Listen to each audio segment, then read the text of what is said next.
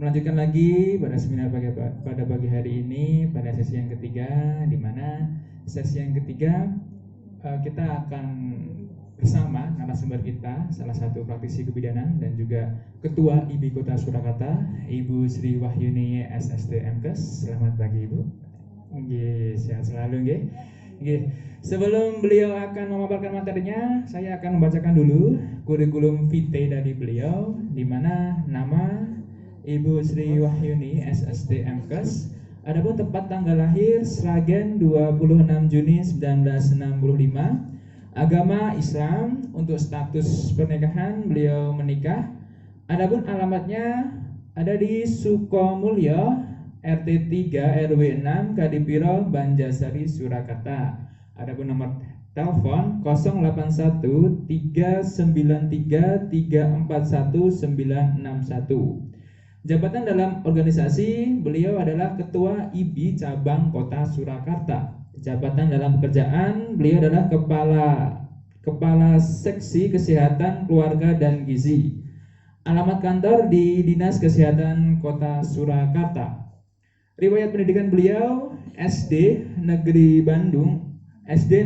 Bandung di Sragen pada tahun 1977 dan SMP Negeri 2 Sragen pada tahun 81 dan SPK Depkes Surakarta pada tahun 1984. Adapun PPP atau Program Pendidikan Bidan di Depkes Surakarta pada tahun 1990 dan di 3 kebidanan di Akbid Asia Surakarta pada tahun 2003. Melanjutkan D4 kebidanan di Universitas 11 Maret Surakarta pada tahun 2008 dan S2 Magister Kedokteran Keluarga Minat Pendidikan Kesehatan di Universitas 11 Maret Surakarta pada Januari 2011.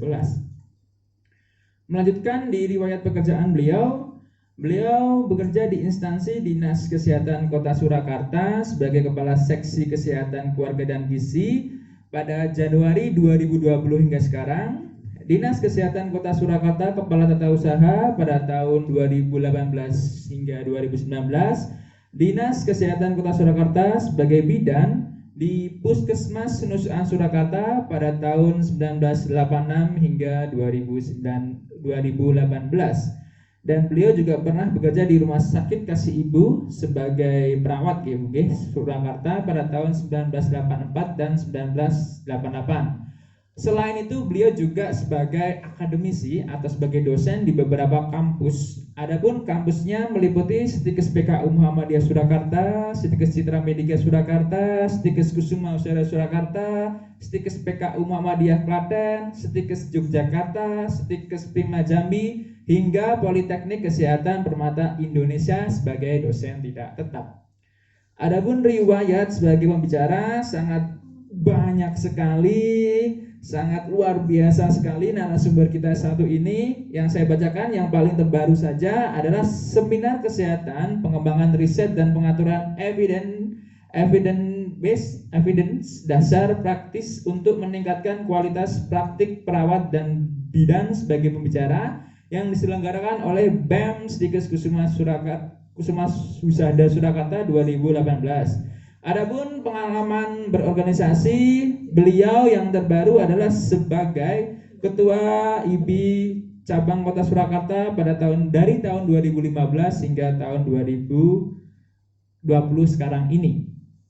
Oke, tadi kurikulum kita sudah saya bacakan. Selanjutnya beliau akan memaparkan materi terkait evidence based komplementer untuk meningkatkan kebugaran dan imunitas maternal, di mana waktunya Ibu 40 menit. Nanti kalau misalkan memang sudah ada waktu, kita lanjutkan tanya jawab dengan chat. Kalau misalkan ada, kalau tidak ada, kita full untuk waktu materi dari Ibu Sri Wahyuni. Kepada beliau kami persilahkan. Oke, mohon izin saya untuk berdiri. Terima kasih sekali atas waktu yang diberikan kepada kami, diberikan kesempatan untuk sharing dan saya diberikan kesempatan, dikasih tugas untuk sharing bersama-sama teman-teman semuanya. Halo, apa kabar semuanya teman-teman yang ada di seluruh kota, baik itu di Jawa Tengah maupun di luar Jawa. Kami ucapkan Assalamualaikum warahmatullahi wabarakatuh. Waalaikumsalam warahmatullahi wabarakatuh. Teman-teman semuanya, tentunya pada hari ini teman-teman dalam keadaan sehat walafiat. Tentu dari Solo saya ucapkan terima kasih atas partisipasinya untuk mengikuti acara webinar pada pagi hari ini. Teman-teman semuanya, kita harus memberikan semangat pada kita sendiri bahwa kita dalam hal ini, dalam keadaan situasi apapun, ini kita harus semangat, sehat, dan semangat. Oke, baiklah, untuk materi pada siang pagi hari ini kami akan menyampaikan, akan sharing dengan teman-teman semuanya, yaitu evidence based komplementer untuk meningkatkan kebugaran dan imunitas maternal. Baiklah, mohon izin saya lanjutkan.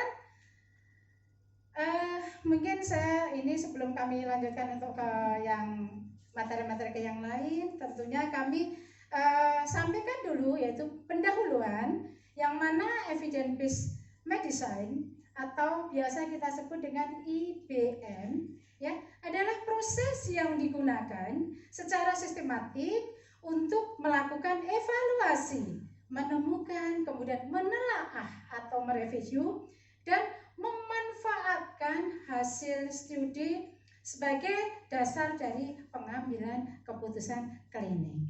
Adapun EBM, keterpaduan ini diantaranya yaitu dari base research, evidence, kemudian clinical expertise dan patient value.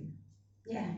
Oke, mungkin IBM itu adalah kategori diantaranya beberapa itu. Yang mana ini juga ada bukti-bukti daripada penelitian, kemudian ada keahlian klinis dan ini ada mungkin penilaian dari pasien itu sendiri. Oke, kemudian langkah-langkah evidence based itu apa? Yaitu mungkin pertama memformulasikan pertanyaan ilmiah yang berkaitan dengan masalah penyakit yang diderita oleh pasien. Kemudian ya, penelusuran informasi ilmiah yang berkaitan dengan masalah yang dihadapi oleh pasien atau oleh kita semuanya. Kemudian penelaahan terhadap bukti-bukti ilmiah yang ada pada saat ini. Kemudian menerapkan hasil penelaahan bukti-bukti ilmiah ke dalam praktek pengambilan keputusan yang kita lakukan. Kemudian melakukan evaluasi terhadap efikasi dan efektivitas serta intervensi. Oke, kemudian ini, tentunya kita adanya IBM tadi ada latar belakangnya. Yang melatar belakangi tadi adalah paradigma pelayanan kebidanan saat ini telah mengalami pergeseran. Memang kita akui di antara pelayanan kebidanan yang dulu dengan sekarang tentunya banyak kemajuan. Bahkan selama 1 dekade ini asuhan kebidanan dilaksanakan dengan mengkombinasikan ya pelayanan kebidanan konvensional dengan komplementer. Bahkan tadi sudah disampaikan bahwa obat-obat komplementer apa saja yang sudah disampaikan oleh Bapak yang pembicara yang tadi. Oke, serta telah menjadi bagian penting dari praktek kebidanan pada saat ini. Ini menurut beliau Herding dan Forus tahun 2009. Oke, selanjutnya terapan komplementer ini adalah apa? Terapan komplementer adalah cara penanggulangan penyakit yang dilakukan sebagai pendukung kepada pengobatan medis konvensional atau sebagai pilihan lain di luar pengobatan medis, yang mana ini juga dengan pengobatan konvensional. Terapi komplementer ini bertujuan apa? Yaitu untuk meningkatkan derajat kesehatan masyarakat melalui upaya promotif, preventif, kuratif, dan rehabilitatif rehabilitatif yang diperoleh melalui pendidikan terstruktur dengan kualitas yang bagus. Kemudian keamanan dan efektivitas yang tinggi berasaskan konvensional. Itu. Lanjut, ini. Hal tersebut memberikan angin segar dan kesempatan kepada bidan di Indonesia. Kita agak lego sedikit lah. Istilahnya bidan sekarang agak lego. Ya, bahkan untuk bisa mengembangkan profesionalisme dalam memberikan praktek asuhan kebidanan yang lebih komprehensif kepada klien secara holistik dengan mengedepankan nilai, norma, dan ilmu kebidanan pada ini tentunya. Kemudian meluas lagi, yaitu meluasnya penggunaan pengobatan komplementer dan alternatif di bidang kebidanan, maka perlu peningkatan pengetahuan, kemudian keterampilan dalam kualitas pelayanan kebidanan komplementer, bahkan bagi mahasiswa kebidanan. Yang mana ini tentunya berbasis berwirausaha kebidanan untuk meningkatkan daya saing global. Kita harapan kami nanti ini ada pendidikan kebidanan komplementer yang lebih banyak lagi. Saya dengar kalau di Solo memang ada perawat komplementer. Hal ini mungkin bisa nanti disusul dengan pendidikan kebidanan komplementer. Oke, kemudian ini.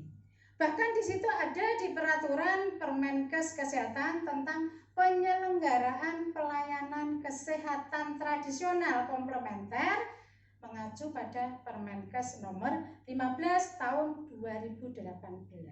Yang mana di situ dijabarkan bahwa dalam peraturan menteri ini yang dimaksud adalah yaitu pelayanan kesehatan tradisional komplementer. Nah, di situ disebutkan adalah penerapan kesehatan tradisional yang memanfaatkan ilmu biomedis dan biokultural dalam penjelasannya di situ adalah serta pemanfaatan atau manfaat dan keamanannya terbukti secara alamiah.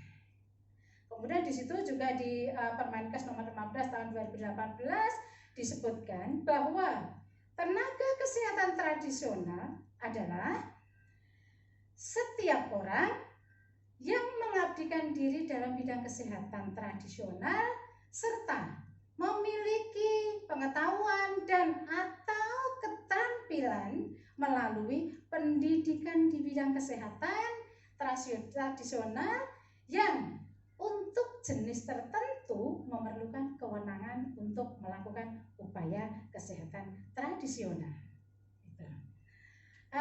Kemudian, ini kita tahu bahwa pada saat ini kita sudah semua, tidak hanya anak kecil, orang tua, dan bahkan semua pada saat ini kita alami sendiri bahwa baru mewabahnya virus corona. Nama yang sangat bagus itu menurut saya.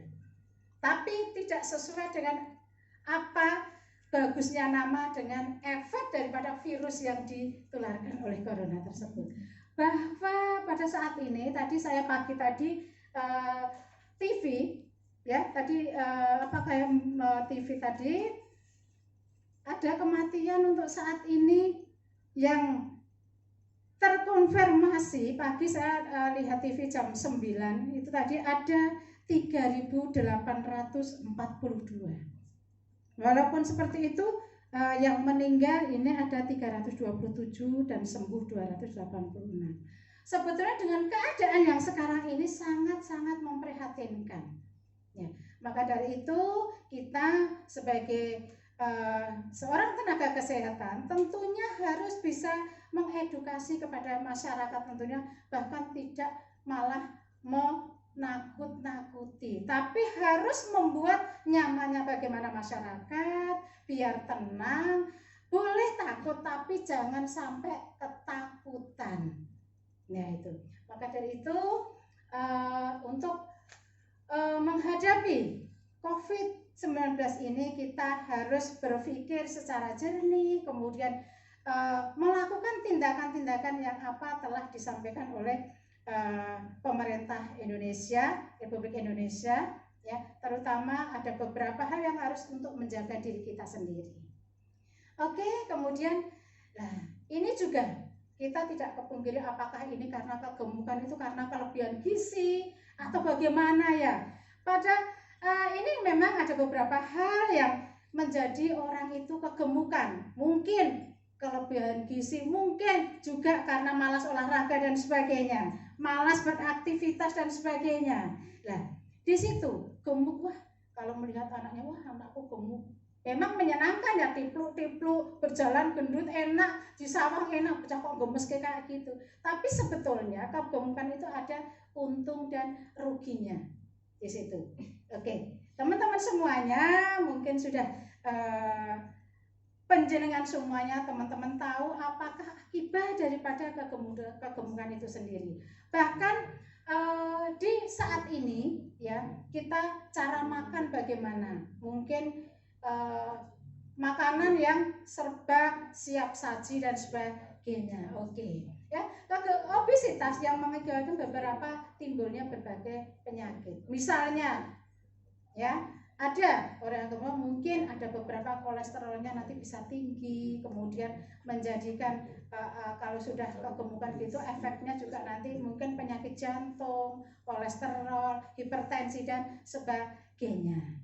Oke, teman-teman semuanya, mungkin juga situasi saat ini yang sangat-sangat kita ketahui kita bersama, meningkatnya SC dikarenakan selama hamil ibu ini kurang gerak, kemudian mobilisasi dan menjaga staminanya juga kurang. Ya, kita tahu bahwa kita harapkan di dalam untuk melahirkan itu diharapkan secara normal. Sebetulnya kalau kita berprinsip pada kita sendiri, orang atau Tuhan Allah memberikan kehamilan itu pasti akan melahirkan. Itu prinsip kita. Kalau sudah kita mempunyai prinsip seperti itu, maka kita untuk yang namanya kurang gerak, biar kondisi kita bagus itu bagaimana, kemudian mobilisasi dan menjaga stamina ibu-ibu atau ibu hamil itu sendiri. Oke teman-teman semuanya, sekarang jumlah kasus gangguan jiwa di Indonesia meningkat. Saya juga heran, kenapa? Padahal kita itu ya hidup di Indonesia, sekolah diragati, kemudian melahirkan bahkan diragati dan semuanya. Kenapa orang-orang penyakit jiwa itu malah meningkat pada saat-saat ini? Karena mungkin stres di pikiran. Oh, gue kok tuku mobil lah, stres. Ini baru stres lah. Akhirnya kalau stres berkelanjutan, kemudian temanku kan kok bisa begini kita nggak bisa lah. Akhirnya dipikir dan stres itu kemungkinan juga karena itu. Kemudian banyak orang yang sakit vertigo, kemudian penyakit MAH, kemudian ada kemudian penyakit ginjal yang ini sering dialami oleh pekerja-pekerja kantoran, karena di kantoran itu kadang sampai sibuk dengan pekerjaan malah lupa untuk dahar, lupa untuk memikirkan dirinya sendiri. Itu diantaranya saat ini yang terjadi pada saat ini. Nah, sekarang bagaimana? Ya, bagaimana cara untuk pencegahannya? Mohon maaf. Ya, bagaimana cara untuk pencegahannya? Ya, ini foto saya ini, cantik ya saya ya. Ini, oke, baiklah, teman-teman semuanya, ini di antara itu semua tadi yang sudah kami ceritakan tadi, mungkin ada beberapa teman-teman nanti. Bagaimana untuk pencegahannya? Mungkin ada yang teman-teman sudah tahu. Baiklah, mari kita tidak ada jeleknya, kita sharing di sini juga. Nah ini, ya, action say goodbye disease. Ya, apa tindakan untuk meninggalkan penyakit tersebut itu apa? Kira-kira, ya, salah satunya apa? Tentunya kita harus menjaga kebugaran dan kesehatan tubuh, baik jiwa dan pikiran. Ya tadi, semuanya kita harus bisa menjaga tubuh supaya bugar itu bagaimana caranya. Oke, kemudian mungkin action yang kedua yaitu berpikir positif thinking, ya, dan selalu tenang. Kita harus bisa memanage stres kita. Manajemen stresnya bagaimana kita harus memanagenya. Ya. Kemudian proteksi kebersihan diri dan tingkatkan imunologi body. Bahkan ya, body, mind and soul is one unity. Ya, ini. Adalah ini, pikiran, jiwa, tubuh itu adalah merupakan satu kesatuan. Kalau mungkin pikirannya sakit, yang mana tubuhnya kemungkinan juga sakit. Dan sebaliknya, kalau tubuhnya sakit, terutama mungkin pikirannya juga sakit. Jadi tidak bisa kita sendiri-sendiri, ini adalah merupakan satu kesatuan. Ya, tidak pikirannya loro, tubuhnya loncat-loncat terus sehat. Enggak, ini mestinya satu kesatuan antara tubuh, fisik dan body kita adalah merupakan satu lingkaran, satu kesatuan. Ini. Nah ini, coba nanti kita bahas satu persatu untuk menjaga kebugaran tubuh, terutama anak remaja, pada ibu hamil dan nifas dan menyusui, bayi dan balita serta wanita menopause. Yang mana kita tahu teman-teman semuanya bahwa ini adalah usia atau usia yang sangat-sangat rentan itu kena penyakit, atau sangat rentan. Baik itu semuanya ini akan sangat rentan terhadap beberapa penyakit yang ada sekarang. Kalau bisa saya boleh bilang, untuk mewujudkan atau mempersiapkan generasi yang akan datang nanti, tentunya kita mulai dari masa remaja. Bahkan di masa remaja itu sendiri, ya, tablet tambah darah mungkin itu sebaiknya sudah dimulai pada waktu remaja, tidak pada waktu pas hamil minum tablet tambah darah, itu sudah percuma kalau pada waktu hamil. Maka harus dimulai dari masa remaja dulu. Misalnya pada masa remaja minum tablet tambah darah seminggu sekali misalnya. Kemudian pada waktu menstruasi bisa dilakukan setiap hari, bisa minum tablet tambah darah. Bahkan dalam masa remaja ini kita arahkan, jangan untuk berhura-hura misalnya. Nah, kita arahkan kegiatan-kegiatan itu yang positif. Misalnya dengan kebugaran, ya, biar anak itu tidak dolan, main berkelompok boleh, tapi di hal-hal yang positif. Misalnya dengan senam, kebugaran dan sebagainya. Termasuk ibu hamil, ibu nifas, kemudian ibu menyusui, bayi balita dan wanita menopause. Saya selalu bilang bahwa mohon maaf, bidan itu tanggung jawabnya itu memang sangat-sangat besar sekali. Artinya apa? Manusia dilahirkan itu sudah tanggung jawabnya bidan salah satunya. Lahir, kemudian hamil, bidan. Kemudian lahir seorang bayi, lahir bidan, bayinya juga bidan. Kemudian masa prabalitanya atau masa balitanya juga bidan, prabalita, masa sekolahnya, kemudian hamil sampai menopause itu ada, dan sampai meninggal itu baru bidan lepas dari tanggung jawab tersebut.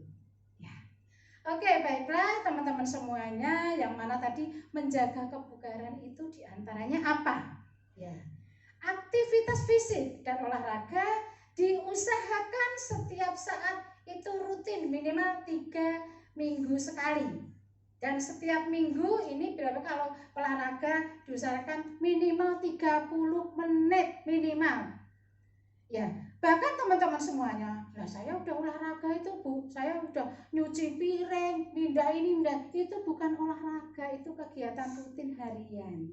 Kalau yang namanya olahraga itu khusus. Sekarang kan tidak usah gerombol-gerombol di mana, cukup kita setel video senam, melu juga di sendiri juga nggak apa-apa. Saya biasanya di situ di rumah begitu sendiri, nggak apa-apa, dikira suami saya kok edan toh Mas, joget-joget dewi.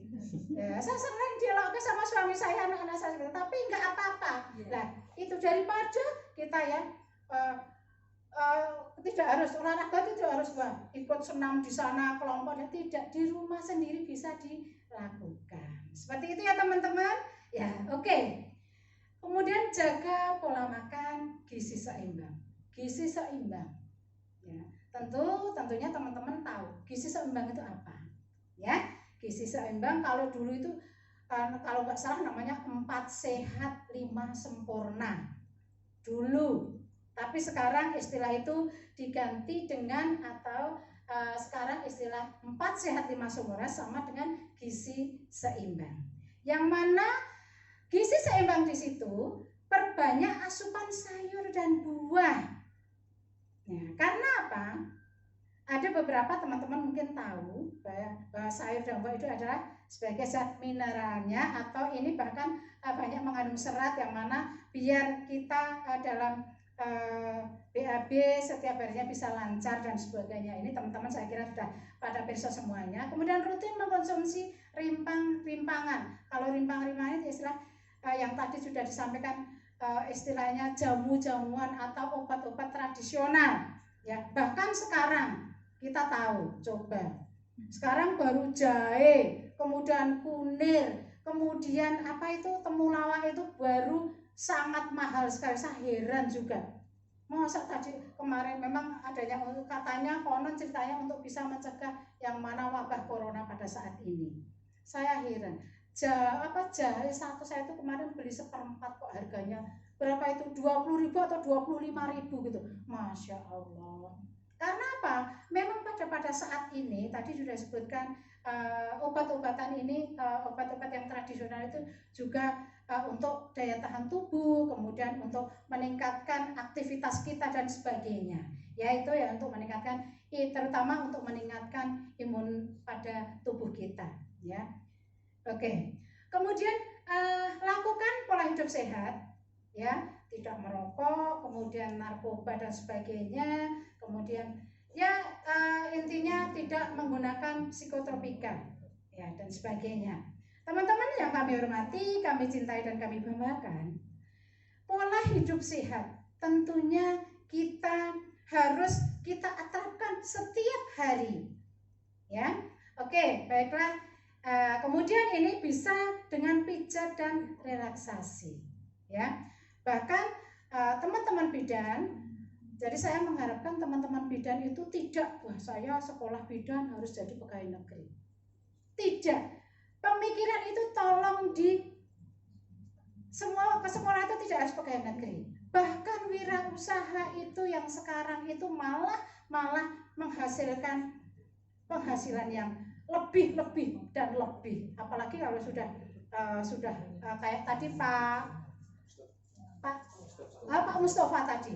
Wah, Bapak Mustafa itu sudah mempunyai klinik, mempunyai apotek, dan tadi disampaikan bahwa tanaman hidup yang bisa dimanfaatkan itu semuanya. Jadi kita tidak ada yang namanya wah bidan nggak ada pekerjaan. Tidak. Semua pekerjaan itu, semua bidan itu jangan khawatir kalau tidak mendapatkan pekerjaan. Begitu ya teman-teman semuanya. Oke, baiklah. Ini termasuk pijat bayi, kemudian relaksasi, dan nanti banyak sekali yang akan dilakukan oleh bidan. Tidak hanya sebagai pekerja kantoran atau kerja di rumah sakit atau PNS atau puskesmas, dan sebagainya. Kita bisa bekerja berwirausaha di luar itu semuanya. Baiklah, ya. I believe you can keep up your good health. Ya, tentunya saya yakin sekali. Ini Anda bisa menjaga kesehatan Anda sendiri-sendiri. Mosok suruh menjaga kesehatan Anda untuk dijaga orang-orang lain. Ya, begitu. Oke, baiklah teman-teman semuanya. Yang tadi yang kedua adalah berpikir positif dan selalu tenang. Berpikir positif. Positive thinking, ya. Waduh, saya tuh kalau yang namanya berpikir positif itu, saya kira teman-teman juga mungkin saya sepaham dengan saya. Orang berpikir positif itu netral. Artinya apa? Kalau orang berpikir positif, dah pokoknya saya berpikir ini saya yang penting saya tidak memikirkan negatif, tidak mendengar omongan orang. Kadang maaf, wah diomong ke orang sini terpikirannya begini dan sebagainya. Yang lebih penting lagi yaitu selalu tenang. Dalam menjalankan apapun itu Anda harus tenang, ya, jangan gerusa-gerusu. Yang mana apalagi seorang bidan dalam melakukan tindakan kebidanan, kalau gerusa-gerusu apa nanti akibatnya? Ya, tentunya nanti akibatnya akan fatal. terus menolong. Oke, ya itu si antara itu. Kemakan semakin dekat dengan pencipta, yang jelas kita banyaklah pada suatu yang sekarang ini banyaklah berdoa, berserah diri kepada Allah Subhanahu wa Ta'ala, atau berserah diri kepada Tuhan, berserah diri kepada yang membuat alam semesta ini. Oke. Kemudian selalu berpikir logis dalam menciptakan inovasi yang untuk dirinya sendiri. Jadi tidak hanya diam aja, tapi kita harus berpikir ke depan. Oh, saya harus begini, dan begini. Kemudian rutin beribadah pada diri sendiri, memberikan reward sekali-sekali. Kita mungkin bernyanyi dengan karaoke, kemudian bermanja-manja diri, kemudian ke salon, relaksasi dan sebagainya. Kemudian yang jelas bersikap tenang ketika menghadapi masalah. Ya, pasang ankor ya, supaya lebih memberikan kenyamanan pada diri kita sendiri. Nah, ankor itu apa? Setiap stimulus yang akan memicu suatu reaksi spesifik tertentu. Oke, ini adalah protek kebersihan diri yang ditingkatkan dengan immunology body. Tenaga kesehatan khususnya bidan sangat dekat dengan resiko infeksi nosokamia, sehingga perlu berupaya. Memang kita itu selalu berhubungan langsung dengan pasien, ya. Cuci tangan 6 langkah yang dalam hal ini kita harus benar-benar untuk menghadapi supaya tidak tertular karena virus-virus tersebut, maka kita biasakan cuci tangan 6 langkah dalam 5 momen. Ya, misalnya sebelum makan, ya. Kemudian sebelum kita sesudah beraktivitas, kemudian kalau ibu yang menatai, cuci tangan sebelum menatai, kemudian sebelum kita memegang suatu makanan dan sebagainya. Kemudian kita juga memakai, dalam melakukan tindakan atau pelayanan kebidanan, kita memakai APD. Karena apa? Tidak tahu bahwa apapun kita harus istilahnya memakai pelindung diri kita, baik itu masker dan sebagainya, dan upaya kegiatan untuk ini dalam upaya kegiatan PP atau pencegahan dan pengendalian infeksi. Oke. Kemudian menjaga pola makan yang sudah kami sampaikan di depan tadi, bekerja memegang teguh, asalkan kita dalam melakukan tindakan apapun sesuai dengan protap, insya Allah aman. Ya, apabila nanti ada kesandung-kesandungannya, kalau kita sudah memenuhi prosedur yang berlaku, maka insya Allah kita apapun itu semuanya akan aman. Oke, baiklah ya, saya kira ini bagi bidan yang wanita dan wanita berkomplementer adalah pilihan untuk mengurangi intervensi medis saat hamil dan melahirkan, supaya tadi sudah disebutkan, biar kalau kita ini melayanan dengan komplementer, kemudian bisa misalnya yang tadinya SC bisa dicegah dengan lahir spontan dan sebagainya. Kemudian dalam praktek pelayanan kebidanan dapat mengimplementasikan asuhan antara, ya, memberikan pelayanan komplementer selain dengan sesuai standar, dan kita padukan dengan pelayanan yang konvensional. Kemudian apa? Nah, ini kebidanan komplementer itu apa saja? Tadi sudah beberapa disebutkan oleh Bapak tadi. Ya, hypnoslimming, yaitu untuk biar kita pas pada waktu hamil tetap badan kita tetap langsing dan sebagainya. Ya, kita bidan-bidan itu bisa mengadakan atau kebidanan komplementer itu adalah bisa nanti dilaksanakan oleh bidan-bidan kita. Ya. Kemudian cocok wajah, hypno-aging atau ya, biar tetap awet muda. Kemudian persalinan tanpa rasa sakit banyak kita lakukan, seminar-seminar dan sebagainya. Di antara ini nanti juga akan diadakan sedikit masukan tentang persalinan tanpa rasa sakit, kemudian penyembuhan trauma tadi, kemudian percepatan pemulihan pasca SC dan bengkung. Bengkung itu kalau orang dulu itu sebetulnya mbah-mbah kita itu dulu sebetulnya sudah ilmunya sudah sampai kalau tanpa kita sadari sudah sampai di sini. Oke, kemudian pijat baby dan mom, kemudian treatment, kemudian mengoptimalkan tumbuh kembang anak, kemudian pendampingan remaja sehat dan durasi jamu dan ramuan, kemudian kebidanan komplementer yang lain adalah mengadakan konseling dan perawatan pranikah. Bidan boleh, ya, bidan itu boleh ada masa remaja boleh mengadakan, di situ ditulis menerima konsultasi atau konseling perawatan pranikah. Nah di situ itu tugasnya bidan juga. Ya, pranikah itu adalah satu wewenangnya bidan juga untuk memberikan konseling kepada pranikah supaya nanti dalam sudah melakukan rumah tangga ada bekal-bekal yang kita sampaikan di situ. Kemudian parenting ya, kemudian yoga. Nah, ini kemudian melahirkan tanpa jalan lahir dan pendampingan bumil dan bufas dengan bahagia. Ini semuanya adalah bidan bisa melakukan.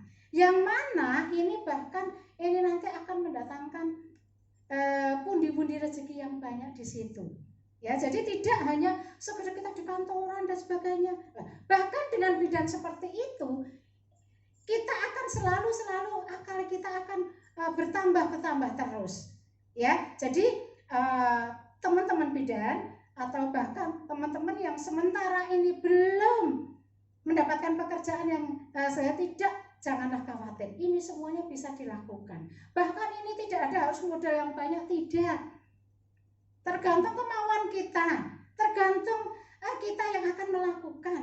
Monggo teman-teman semuanya. Ya, saya berharap teman-teman semuanya ini bisa seperti ini juga. Ya, maaf. Oke, Reza ya.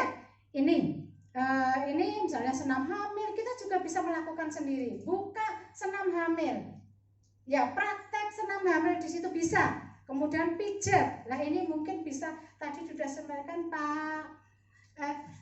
Pak Mustafa tadi ya, saya sedikit tadi ngobrol sebentar. Wah, sebetulnya ini jamu-jamu kita itu di sini malah Indonesia itu istilahnya kaya dengan jamu-jamuan. Ini sangat bermanfaat untuk kesehatan. Nah, ini juga bisa dilakukan untuk kita. Ya, tadi bahkan bisnis bu saya. Nah, itu malahan tadi seperti itu. Oke, ya, ini semua adalah apapun yang bisa dilakukan oleh bidan semuanya. Ya, untuk wirausaha bidan. Oke, baiklah ya ini ya. Bahkan kami IPI Cabang Surakarta, bahkan IPI Jateng, kita mendukung sepenuhnya untuk teman-teman untuk berwirausaha, untuk mengadakan pengobatan komplementer. Kita padukan dengan istilahnya asuhan yang kita bidan, asuhan kebidanan. Boleh diadukan, boleh dilakukan ya, bahkan kita sangat mendukung sekali teman-teman semuanya. Silahkan ya, bahkan kita tidak saya berharap teman-teman jangan bosan-bosannya kita konsultasi ke organisasi kita. Organisasi akan sangat mendukung sekali. Bahkan maaf, saya sering sekali waktu saya masih satu kantor dengan Mbak Fitri ya, itu beliau tuh sering sekali konsultasi kepada saya. Bu, gini, kalau kalian mengadakan begini, oh boleh, saya dukung ya. Ya, seperti sering sekali kita sering berkomunikasi, sering istilahnya saling bertukar pikiran tentang pengobatan komplementer atau kebidanan komplementer seperti ini. Oke, baiklah teman-teman semuanya. Nah, ini ada beberapa anggota IPI di Surakarta yang sudah mempunyai sertifikat BNSP, yaitu Badan Nasional Sertifikat Profesi, yaitu tentang pelatihan kebidanan komplementer. Di antaranya ini ada yang hypno slimming, kemudian hypno aging, kemudian juga prenatal, jamu dan bengkung, kemudian public speaking, kemudian mom treatment, bahkan baby spa dan baby swim, dan perawatan luka. Ini sudah teman-teman di Kota Solo mungkin bisa saya sampaikan. Ini ada beberapa teman yang sudah ikut ini semua. Bahkan ada teman yang BPM atau bidan mandiri praktek, itu ada yang dia membuka kelas hamil, kemudian ada perawatan yang ini. Boleh nggak apa-apa, silahkan. Ya, malah justru penghasilannya banyak. Maaf, pasar bidan sekarang agak menurun, terus terang aja. Tapi jangan istilahnya hilang akal. Kita bisa yang lain kok. Kenapa tidak kita lakukan? Tidak harus kita praktek ini semuanya, bisa dengan berwirausaha yang lain. Oke, baiklah teman-temanku semuanya, mungkin ini yang bisa saya sampaikan, dan saya terima kasih sekali atas perhatiannya semuanya, dan saya mohon maaf tentunya kekurangan-kekurangan yang akan saya sampaikan tadi, saya manusia biasa jauh dari kesempurnaan. Kesempurnaan adalah milik Allah Subhanahu wa taala. Terima kasih sekali lagi atas perhatiannya dan terima kasih, sangat mohon maaf atas kekurangan saya. Akhir kata, wabillahi taufiq wal hidayah. Wassalamualaikum warahmatullahi wabarakatuh. Waalaikumsalam warahmatullahi wabarakatuh. Plus buat Ibu Sri Wahyuni yang telah memaparkan materinya terkait masalah evidence based mata-mata tadi. Kompleks sekali, bagus sekali, sangat membangun paradigma berpikir kita dan pastinya memajukan. Tadi ada beberapa petuah beliau yang sangat luar biasa sekali yang memotivasi kita sebagai praktisi kebidanan atau praktisi kesehatan pada umumnya untuk terus maju dan maju ya. Tadi juga ada penguatan pelatihan bagaimana kita jangan khawatir kalau ketika teman-teman atau para pemirsa semua yang belum dapat kerja, kita bisa mengembangkan atau mungkin dari IB juga memfasilitasi tadi pelatihan banyak sekali dan kompleks sekali. Mungkin demikian Ibu, terima kasih atas pemaparan materinya.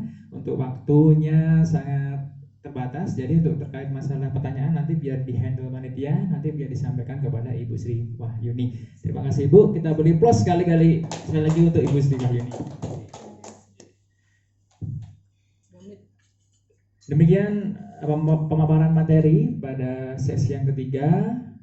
Sebelum kita melanjutkan di sesi yang keempat, kita break dulu untuk mempersiapkan link yang keempat. Assalamualaikum warahmatullahi wabarakatuh.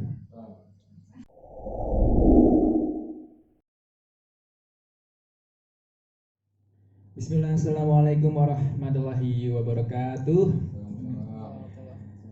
Selamat pagi, kita kembali lagi di sesi yang keempat atau sesi yang terakhir, di mana sudah hadir pembicara kita ada Ibu Fitri Hasuti AMD Kep. Beliau nanti akan memaparkan materi beliau berkaitan tentang seminar pagi ini terkait komplementer pastinya. Saya akan bicarakan dulu kurikulum vitae beliau untuk nama Fitri Hastuti AMD Kep, tempat tanggal lahir di Sukoharjo 5 Juni 1986. Adapun alamat beliau Betikan RT 1 RW 6 Wironagan Gatak Sukoharjo. Pendidikan terakhir D3 Kebidanan Politeknik Kesehatan Surakarta 2007. Adapun akun Instagram @fitri_kiran_karin dan website beliau Kikan Yoga Studio businesssite.google.com, di mana riwayat beliau, pekerjaan beliau pernah menjadi bidan pelaksana kamar besalin di Rumah Sakit Bayat pada tahun 2007, lalu menjadi bidan di kamar besalin Rumah Sakit Dr. Un Surakarta di tahun 2008, dan beliau menjadi ASN pemerintah Kota Surakarta pada tahun 2009 hingga sekarang. Dan saat ini beliau bertugas di UPT Puskesmas Manahan Surakarta. Dan selain dinas pemerintahan, beliau juga memiliki usaha dan beliau menjadi owner Kikan Yoga Studio. Riwayat pelatihan ada CTU atau kontrasepsi terkini update pada tahun 2011. Pelatihan imunisasi bagi pengelola imunisasi Kota Surakarta di tahun 2012. Pelatihan asuhan persalinan normal 2018, pelatihan konvensi hak anak di tahun 2019, dan pelatihan prenatal gentle yoga pada tahun 2019. Adapun riwayat organisasi beliau, anggota IBI Kabupaten Sukoharjo dan anggota IBI Kota Surakarta. Selamat pagi Ibu Fitri. Pagi, sehat selalu? Alhamdulillah. Alhamdulillah, siap ya. Siap. Jadi nanti materinya Ibu memaparkan dalam waktu 40 menit. Nah, kita fokus ke materi dulu. Nanti kalau misalkan jika ada waktu, kita lanjutkan dengan diskusi dengan pertanyaan-pertanyaan yang di chat yang sudah diakomodir oleh panitia. Kami persilahkan Ibu Fitri. Terima kasih. Terima kasih atas waktu yang diberikan kepada kami, Bapak Moderator. Assalamualaikum warahmatullahi wabarakatuh. Yang kami hormati untuk Bapak dan Ibu narasumber yang sebelumnya telah membawakan materi. Untuk sesi yang terakhir, yang keempat, izinkan kami untuk memaparkan materi tentang maternal art yoga. Baiklah, langsung saja karena kita untuk menyingkat waktu.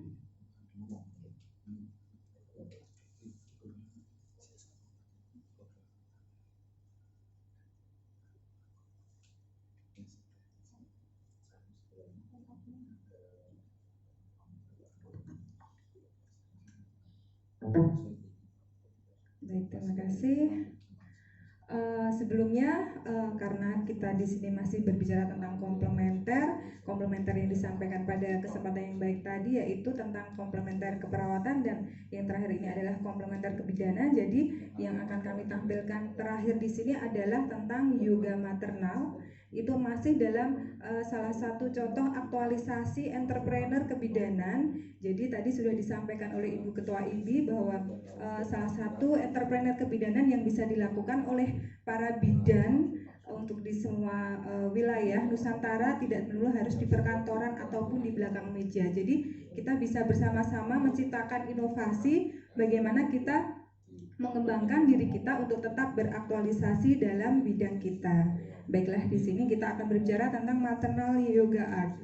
Sebenarnya sebelum kita masuk lebih lanjut, kita mempelajari dulu atau kita menyamakan persepsi apa sih sebenarnya yoga. Ya, jadi yoga adalah sebuah aktivitas fisik yang melibatkan meditasi dengan teknik peregangan, pernafasan, keseimbangan, kelenturan tubuh untuk mencapai keselarasan dan harmonisasi antara emosi, jiwa, mental, spiritualitas dan juga tubuh. Jadi yoga di sini adalah sebuah kesatuan. Jadi bisa juga disebut salah satu jenis olahraga yang di sini melibatkan kesatuan emosi, pikiran, jiwa dan tubuh begitu. Kemudian kalau familiarnya beberapa waktu yang lalu boomingnya disebut adalah prenatal gentle yoga atau antenatal gentle yoga atau bisa disebut juga maternal yoga art. Jadi banyak kata-kata yang sudah familiar. Jadi di sini perbedaannya apa? Jadi di sini maternal art yoga adalah salah satu jenis yoga yang secara khusus dirancang untuk ibu hamil. Jenis latihan yang berasal dari India memang dipopulerkan pertama kali dari negara India. Itu dikenal memiliki dampak positif bagi ibu hamil dan janinnya secara fisik maupun mental. Kemudian, yoga hamil berfokus pada pengaturan pernafasan, peregangan tubuh, postur tubuh, dan relaksasi tubuh.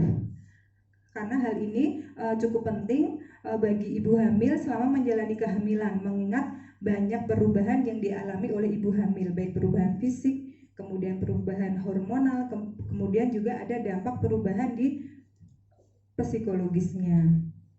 Kemudian untuk manfaat yoga bagi ibu hamil atau manfaatnya yang sering tidak secara disadari sudah banyak beberapa klien yang sudah merasakan itu, yaitu satu, bisa membantu tubuh untuk tetap sehat, aktif dan juga kuat. Karena kebanyakan yang kita lihat pada saat ini eranya sudah era yang sangat digitalisasi, semua kebutuhan kita bisa dicukupi dengan teknologi IT. Jadi kebanyakan kita selalu mager, apalagi ibu hamil sudah mager, baperan, dikit-dikit agak sensitif perasaannya, jadi maunya semuanya yang praktis, yang cepat. Tetapi kita lupa bahwa tubuh kita itu juga membutuhkan kebutuhan untuk olahraga, untuk terus bergerak. Jadi dengan yoga di sini, ibu-ibu hamil itu masih bisa memberikan kesempatan untuk tetap bergerak secara aktif. Kemudian membantu meningkatkan keseimbangan tubuh dan mengurangi sakit pinggang. Nanti ada beberapa slide di belakang yang banyak visualisasi gambar anatomi. Kenapa sih harus meningkatkan keseimbangan tubuh? Karena memang pada ibu hamil terjadi perubahan-perubahan fisiologis dan juga fisiknya begitu. Kemudian dalam yoga di sini bisa mempelajari teknik pernafasan.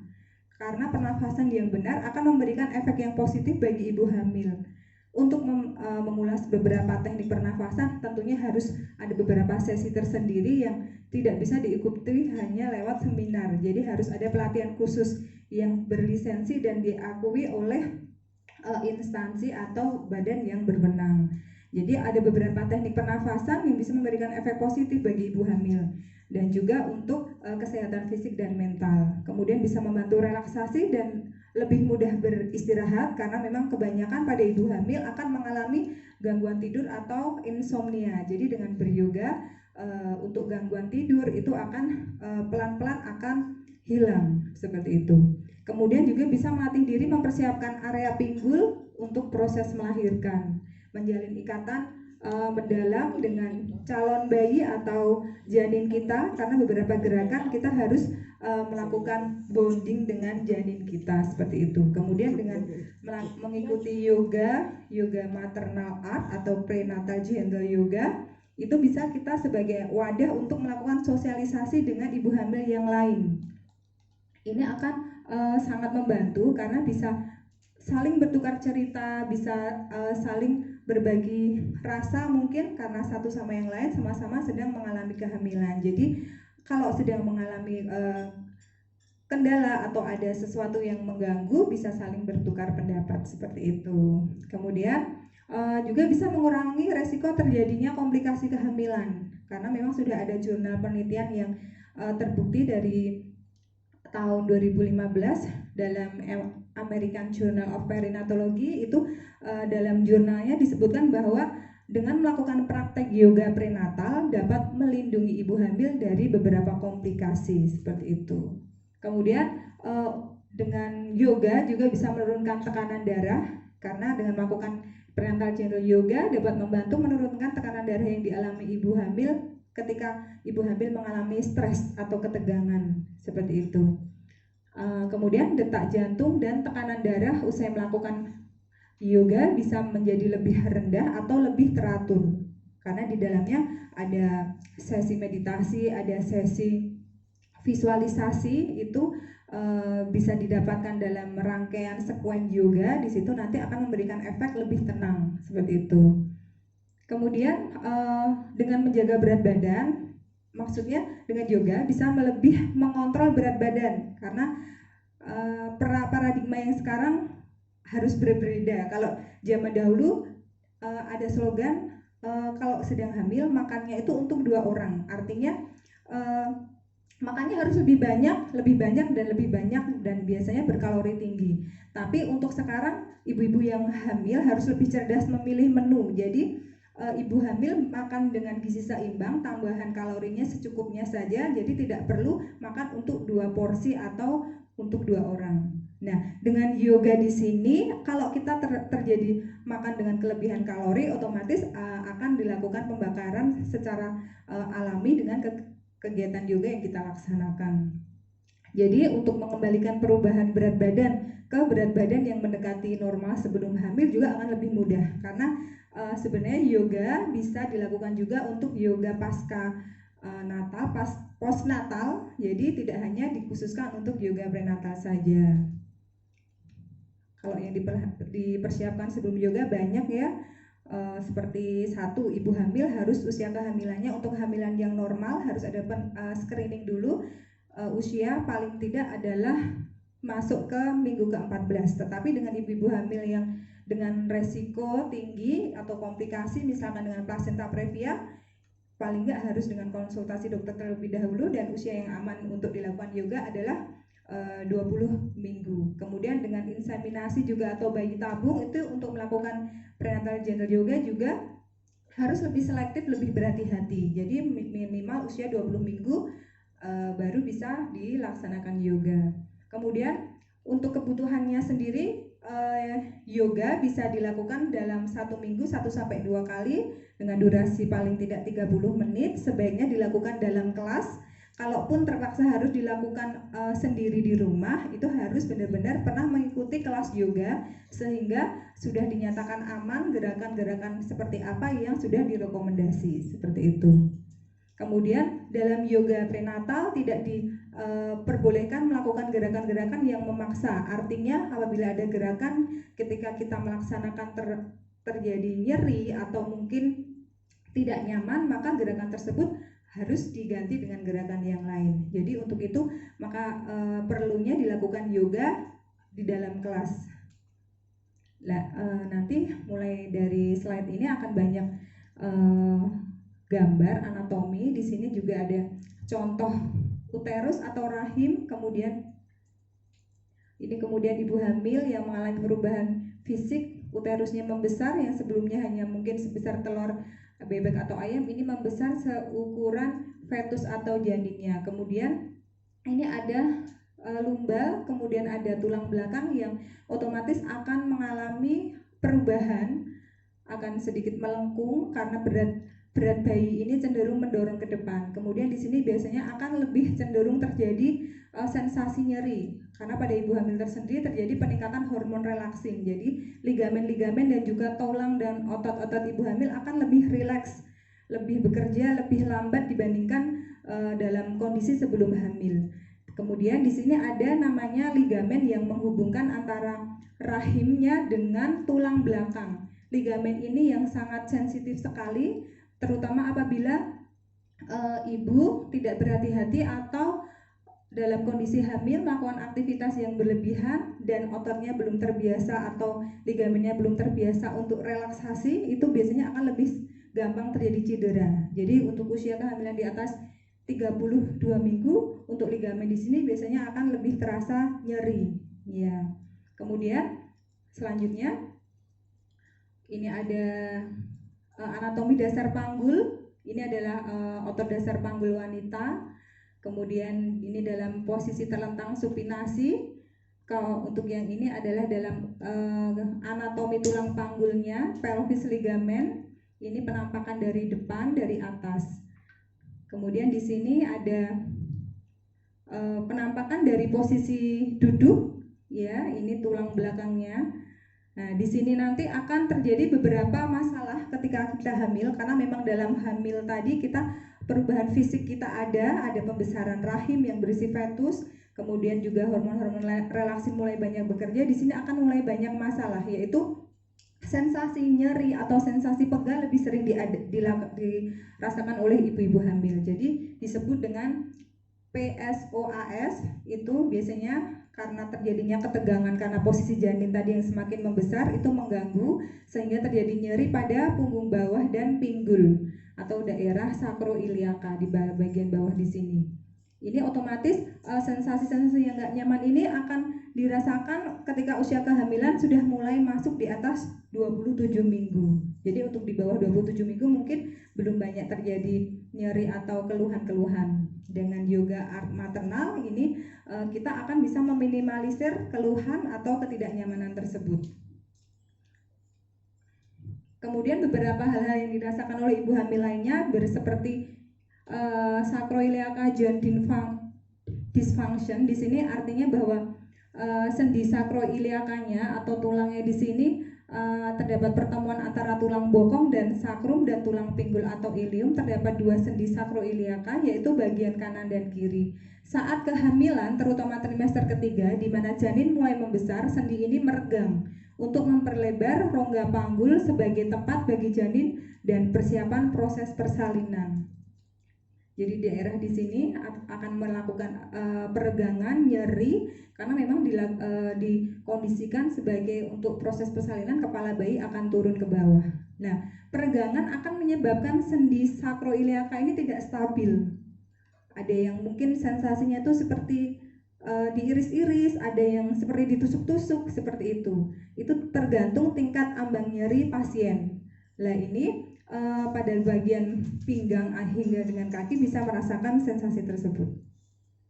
Nah, ini ada beberapa keluhan lagi biasanya yang terjadi pada ibu hamil yaitu carpal tunnel syndrome atau sindroma yang terjadi sekumpulan gejala yang dirasakan oleh ibu hamil terutama pada ujung-ujung jari di sini ya. Dimulainya dari bagian carpal ligamen. Kemudian dari median nerve ini kemudian ke atas menjalar sehingga ujung sensasinya di atas ujung jari ini sensasinya berupa baal atau kalau bahasa Jawanya gedibel atau mungkin rasanya tebal dan kayak mati rasa tapi rasanya kesemutan lah.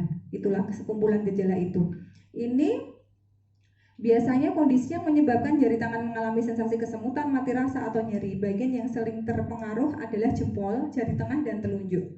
Gejala yang muncul biasanya berkembang secara perlahan akan bertambah parah pada malam hari. Jadi kita semakin tahu ada hubungannya pelayanan komplementer kebidanan, yoga art maternal atau prenatal gentle yoga ini dengan kebutuhan ibu hamil. Seperti itu, kita bisa mendampingi, kita bisa melakukan pendampingan secara bisa dengan online atau mungkin hanya bertatap muka berapa kali kita untuk mendampingi kepada klien kita hamil sampai dengan persalinan, karena sekarang udah banyak sekali inovasi seperti doula, itu juga pendampingan dari masa sejak kehamilan untuk persiapan persalinan juga sampai dengan nifas gitu. Jadi komplementer kebidanan sangat banyak sekali bisa kita aplikasikan. Ini nanti bagaimana solusinya, yaitu melakukan peregangan lengan bawah dan pergelangan tangan dengan perlahan. Kemudian menghindari memberi beban pada tangan. Biasanya carpal tunnel syndrome ini membaik setelah kehamilan selesai. Tapi ada juga yang menetap dan membutuhkan tindakan lebih lanjut. Kalau untuk preeklamsi dan eklamsi, semuanya para teman-teman bidan perawat pasti sudah mengenal ya, seperti sekumpulan gejala dengan tekanan darah tinggi, sistolnya di atas 140, diastolnya di atas 90, kemudian terdapat protein urin dalam urin air seninya, kemudian badan bengkak, kemudian dimulai bengkaknya dari kaki, kemudian dengan tangan dan juga dari wajah. Kemudian itu adalah preeklamsi. Kemudian untuk ditambah dengan keluhan kejang, tapi jangan sampai ya, karena memang eklamsi masih menjadi penyebab kematian terbesar di negara kita. Jadi untuk itu kita berusaha agar eklamsi dan preeklamsi dan eklamsi ini jangan sampai terjadi pada klien-klien kita. Keadaan lebih lanjut adalah eklamsi tadi yang menimbulkan kejang dan sangat berbahaya bagi ibu hamil atau janin. Ini bisa dengan melakukan gerakan ringan, latihan pernafasan, relaksasi, dan tidak lupa tetap pemeriksaan kehamilan kepada tenaga kesehatan, bisa di fasilitas pelayanan kesehatan praktek mandiri bidan atau di klinik Pratama atau di puskesmas, di Polindes atau di rumah sakit, seperti itu. Nah, nanti setelah slide ini sampai dengan terakhir adalah beberapa contoh sekuen yoga ad maternal atau rangkaian gerakan yoga yang dimodifikasi atau ditujukan untuk kebutuhan ibu hamil. Kalau misalkan kita bidan sudah mengikuti pelatihan prenatal gentle yoga pada sebuah instansi atau lembaga yang berlisensi, kita bisa membantu klien kita untuk melakukan yoga. Nah, dalam kegiatan yoga itu, kelas itu, kita harus membentuk atau membuat rundown bagaimana atau sesi-sesi apa saja yang perlu kita sampaikan. Ini adalah salah satu contoh, nanti bisa dimodifikasi sendiri, yaitu dari pertama tuh centering atau pemusatan pikiran. Kemudian kita masuk ke yang kedua, yaitu pranayama atau pernafasan. Nah, kalau bagaimana lebih detailnya pasti tidak bisa dalam waktu yang singkat ini ya, Bapak Ibu disampaikan. Kemudian warming ups itu adalah pemanasan, ada beberapa rangkaian gerakan pernafasan, kemudian masuk di asana atau gerakan. Ini memang banyak bahasa dari bahasa Sanskerta, jadi agak-agak menghafalnya susah. Tapi kalau kita mau lebih mudah mengingat, kita menggunakan clue, itu menggunakan bahasa Inggris. Biasanya sudah dibuat kesepakatan internasional dari prenatal sun salutation, standing series, standing balancing series, arm and belly stranger series, backward bend series, twisting series, forward bend series, restorative pose atau terakhir adalah pose istirahat. Kemudian yang kelima itu yoga nidra, relaksasi atau meditasi. Biasanya pada sesi terakhir yoga nidra kita masukkan afirmasi positif. Itu yang membedakan kelas yoga prenatal dengan kelas ibu hamil atau senam hamil. Kalau kita senam hamil, kita hanya olah fisik saja. Tapi kalau dalam prenatal gentle yoga, kita memberikan afirmasi positif, kita memberikan sugesti yang baik, yang membangun, yang bisa membangkitkan semangat ibu hamil untuk lebih kuat, lebih berbahagia, semangat menghadapi kehamilannya. Ini nanti ada contoh-contoh gerakan sesuai dengan usia kehamilan. Ini banyak sekali, nanti slide-nya bisa dibagikan oleh panitia. Jadi misalkan dalam kesempatan ini tidak bisa terlalu detail, nanti bisa dibaca kembali. Kalau ada pertanyaan silahkan kirimkan melalui chat ya. Jadi pada trimester 1 ini karena kondisi janin tuh masih dalam amniotic sac atau kantong kehamilannya yang masih sangat kecil, itu secara hormonal yang berperan estrogen, HCG itu masih berperannya sangat fluktuatif, masih banyak keluhan seperti mual muntah dan juga pusing, kadang mudah lelah dan sebagainya. Biasanya praktek yoga yang disarankan ini hanya untuk ke asana-asana atau gerakan untuk mengatasi morning sickness saja. Jadi tidak terlalu banyak gerakan yang bisa diajarkan karena dikhawatirkan nanti terlalu banyak kalori yang keluar, ibu semakin mengalami keletihan. Jadi seperti gerakan-gerakan yang disarankan yaitu seperti duduk, meditasi, kemudian postur-postur yang banyak istirahat, relaksasi dan berlatih olah nafas saja yang bisa direkomendasi untuk yoga pada trimester pertama.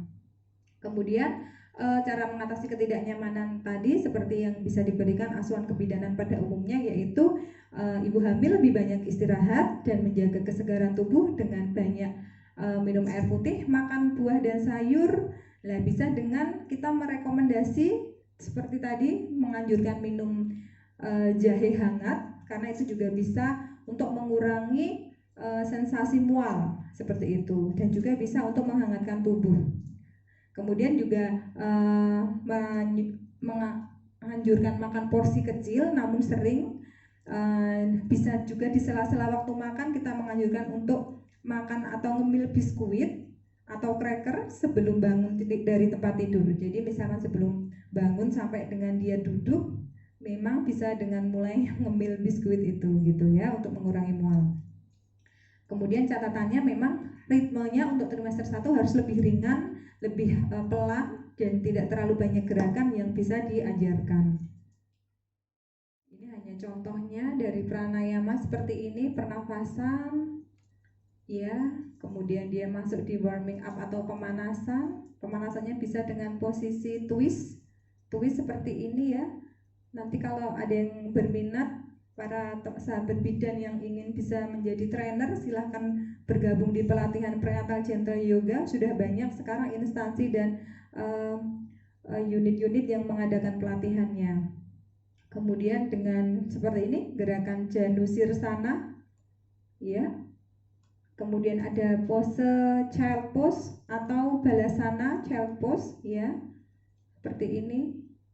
Biasanya dalam setiap kali gerakan kita belajar dengan 4 nafas dulu atau 4 hitungan saja. Jadi tidak perlu sampai 30 detik nafas satu gerakan, itu nanti sangat menguras energi.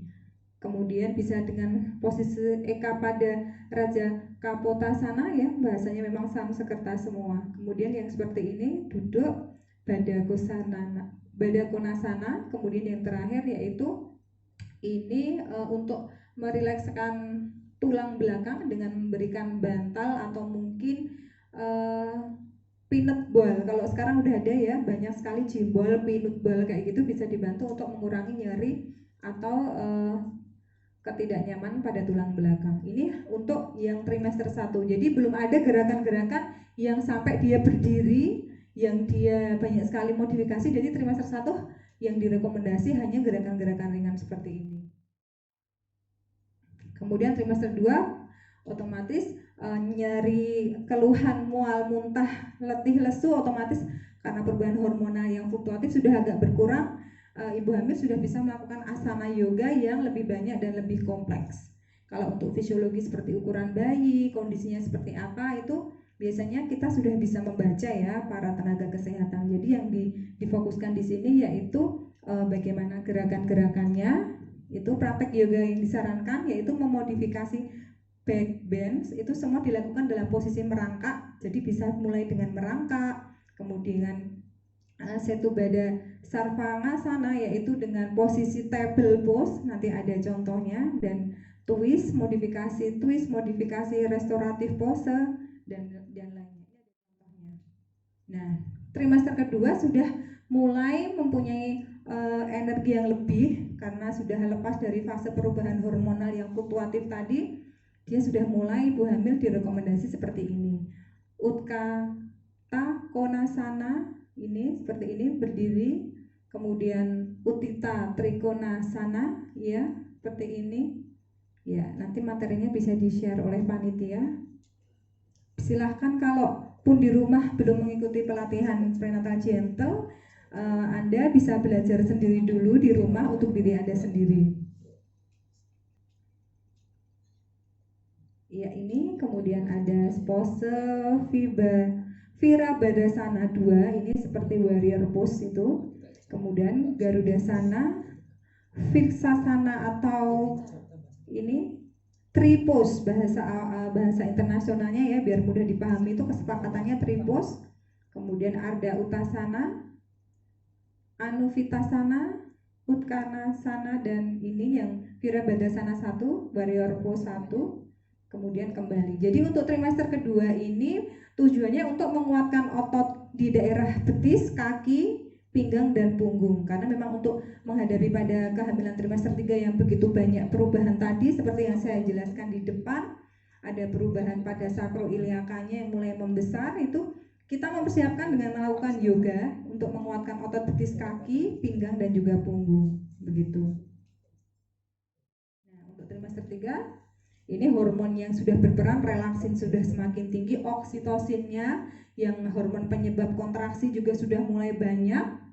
Ini kondisi janin juga sudah semakin besar, beban perut semakin berat ke depan, jadi beban pada tulang belakang ibu hamil juga lebih berat. Ini kondisi ibu hamil ini bisa mengalami kenaikan berat badan 10-15 kilo.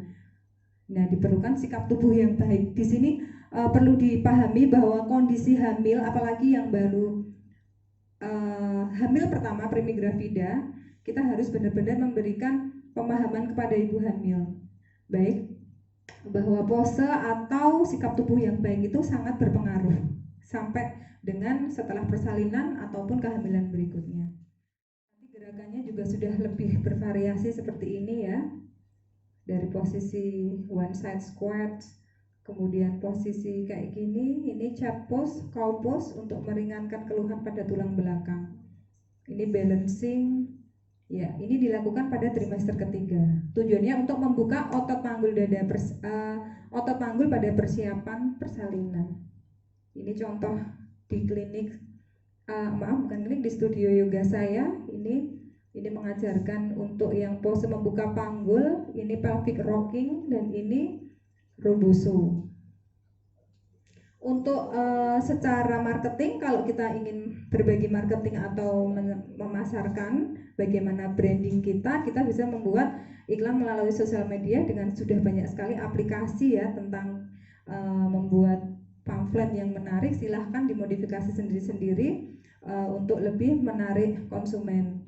Ini tadi salah satu praktek yoga. Ini bukan di studio kami, tapi ini kita yang mendatangi klien. Ya, jadi klien sudah mempunyai komunitas tersendiri, kemudian kita mendatanginya dan kita belajar bersama. Ini ada event prenatal gentle yoga yang dulu kita laksanakan di Hotel Haris. Ya, ini kita bekerja sama, tidak bekerja sendiri, bersama rekan bidan yang lainnya. Ada Ibu Prabu, Ibu Furi, ya, dan beberapa ibu hamil yang lainnya. Ya, terima kasih. Namaste ya. Mungkin cocok sekali untuk di situasi pandemi kita bersalamannya cukup jarak jauh saja. Namaste gitu ya. Baiklah, terima kasih atas waktu yang diberikan kepada kami. Apabila dalam penyajian ada yang kurang berkenan atau banyak kesalahan, kami mohon maaf sebesar-besarnya. Billahi taufiq wal hidayah. Wassalamualaikum warahmatullahi wabarakatuh.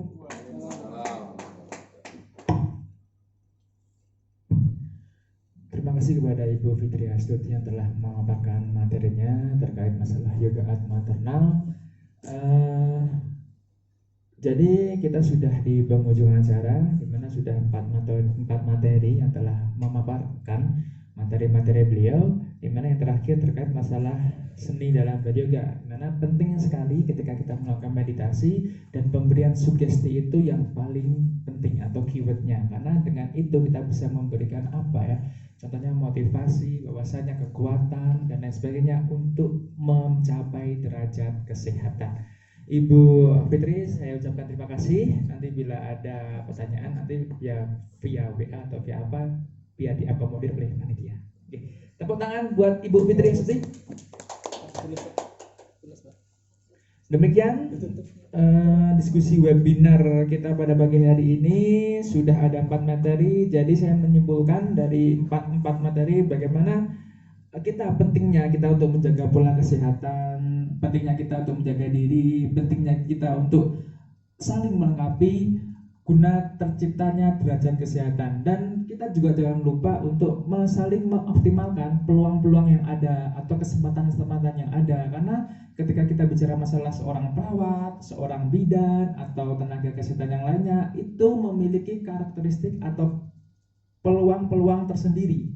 Nah, maka dari itu jangan terpaku pada satu hal saja, jangan terpaku pada pencapaian seseorang aja, tapi bagaimana kita bisa mencari masalah untuk dijadikan solusi dan pastinya untuk mengembangkan profesi itu sendiri. Sekian dari saya, bila ada salah mohon maaf yang besar-besarnya. Nanti akan saya kembalikan ke Master of Ceremony. Sekian, billahi fisabilil haq fastabiqul khairat. Assalamualaikum warahmatullahi wabarakatuh.